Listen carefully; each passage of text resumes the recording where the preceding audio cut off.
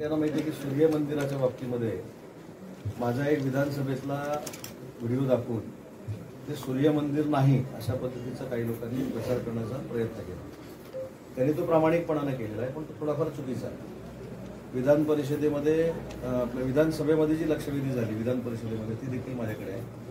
मी त्याच्यामध्ये असं म्हटलं होतं की सूर्य मंदिराच्या बाबतीमध्ये गेले 2 दिवस दिल्लीच्या पुरातत्व विभागाकडनं जी काही माहिती मिळालेली आहे आणि महाराष्ट्राच्या पुरातत्व विभागाकडनं जी काही माहिती मिळालेली आहे त्याच्यामध्ये तिथे सूर्य मंदिराची नोंद नाही असं कोण म्हणतंय? उदय सामंत नाही म्हणत आहे, पालकमंत्री नाही म्हणत आहे, पुरातत्व विभाग म्हणतोय।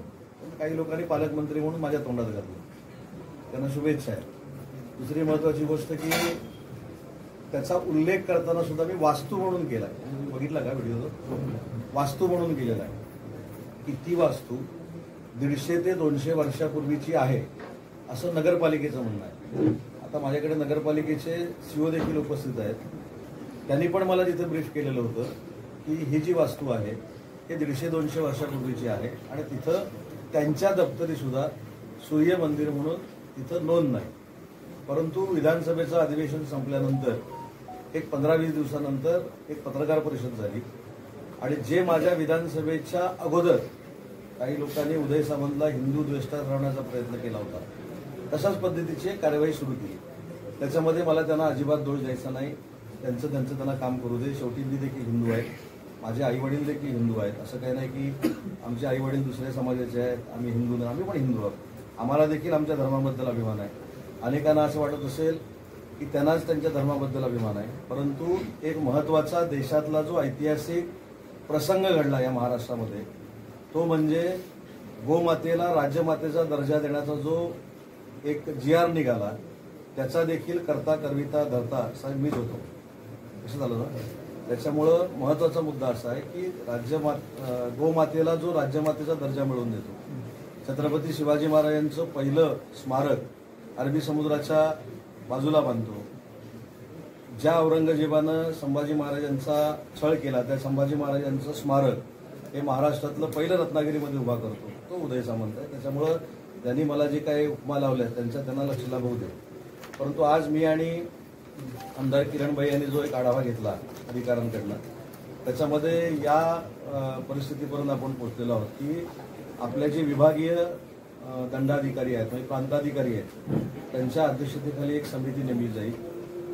त्याच्यामध्ये संचालक पुरातत्व विभाग, सहाय्यक संचालक पुरातत्व विभाग, तहसीलदार, मुख्याधिकारी, त्याच्यानंतर पुरातत्व विभागाचा तंत्रज्ञ, भूमी अभिलेखचा उपअधीक्षक, सकल हिंदू समाजाचे प्रतिनिधी जे प्रांत अधिकाऱ्यांना वाटतील ते, आणि ज्यांनी वक्फ बोर्डाची जमीन आहे म्हणून सांगितलंय असे मुस्लिम समाजाचे 2 प्रतिनिधी, अशा पद्धतीनं स्पॉट व्हिजिट होईल जी पुरातत्व विभागानं आजपर्यंत केलेली नाही। तसे निर्देश मी पालकमंत्री या नात्यानं पुरातत्व विभागाला दिलेले आहेत। गणपतीचा 15 दिवस आपल्याला सोडले पाहिजेत कारण गणपती आहे आणि 10 ऑक्टोबरपर्यंत त्यांना अहवाल सादर करण्याच्या पालकमंत्री म्हणून मी सूचना केलेल्या आहेत पुरातत्व विभागाला।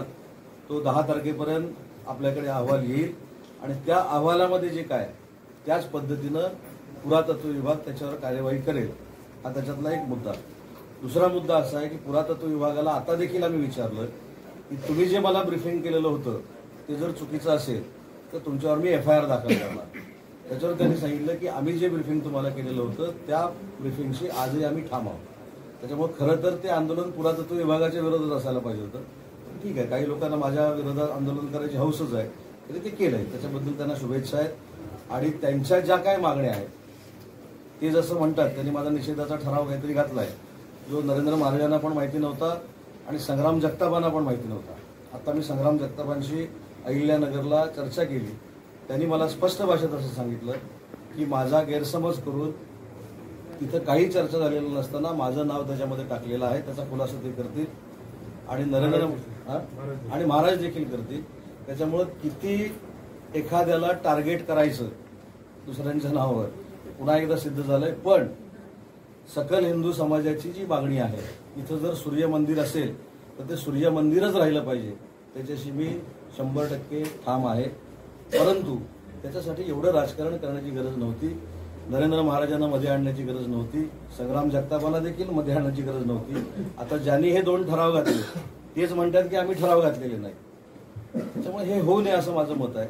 पालकमंत्री म्हणून माझ्याकडे यायला जर कमीपणा वाटत होता तर आमदार साहेबांना भेटलं पाहिजे होतं, देवेंद्रजी फडणवीस साहेबांना भेटलं पाहिजे होतं. देवेंद्रजी फडणवीस साहेबांच्या वतीनंच मी सरकार म्हणून हे उत्तर दिलेलं आहे. आणि दुसरी एक महत्वाची गोष्ट काही मंडळींच्या ज्ञानात भर पडावी म्हणून सांगतो की ज्यावेळी मी सरकार म्हणून उत्तर देतो त्यावेळी ते सरकारचं दायित्व असतं, उदय सामंतचं नसतं. पालकमंत्री म्हणून उदय सामंतचं नसतं.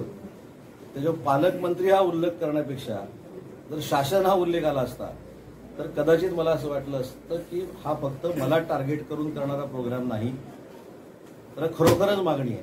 त्याच्यामुळे शासन म्हणून मी उत्तर देतो. आणि शासन म्हणून उत्तर देत असताना ही सांघिक जबाबदारी असते. कॅबिनेट मंत्री जे उत्तर देत असतो ते मुख्यमंत्र्याला अभिप्रेत उत्तर देत असतो. आणि म्हणून मी ज्यावेळी मुख्यमंत्री देवेंद्रजी फडणवीस साहेबांशी या गोष्टीशी चर्चा केली तरी त्यांनी मला सांगितलं की तू जे उत्तर दिलंयस हे पालकमंत्री म्हणून उत्तर दिलं नाहीस, तर शासन म्हणून उत्तर दिलेलं आहेस. त्याच्यामुळं आम्ही तुझ्या सोबत आहोत.